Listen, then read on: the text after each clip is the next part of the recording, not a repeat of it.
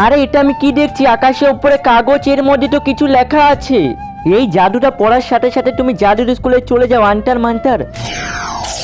আরে এটা আমি কি দেখছি, তুই আবার কে? Sir new admission.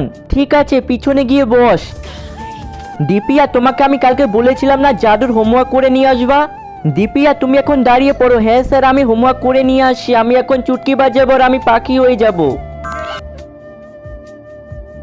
চল চিলকুট এখন তোর পালা। হ্যাঁ স্যার আমিও জাদু শিখেছি, আমি যদি এখন তালি মারি না তাহলে আমি গায়েব হয়ে যাব। আরে বাপরে বাপ, এ তো দেখছি সত্যি গায়েব হয়ে গেল। সামনে আয় সামনে আয়, আমার ওর কাছ থেকে সাবধানে থাকতে হবে। আমি যদি স্নান করার সময় ও আমার যদি বাথরুমে না চলে আসে। আরে স্যার এটা কি বলে? এই গাব্বি এখন তোর পালা, তুই দেখা। স্যার আমি আমার জাদু শক্তির সাহায্যে হাওয়াতে উঠতে পারি।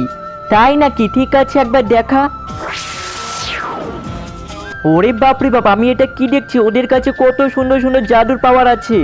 আরে কেন তোর কাছে জাদুর পাওয়ার নাই নাকি? তোর জাদুর পাওয়ার লাগবে তাহলে এখানে আয়। কি হয়েছে, তোমার কাছে জাদুর পাওয়ার নেই তো এই নাও, এই ত্রিশূলটা নাও। এই ত্রিশূলের সাহায্যে তুমি যে কোনো জিনিসকে জ্বালাতে পারো।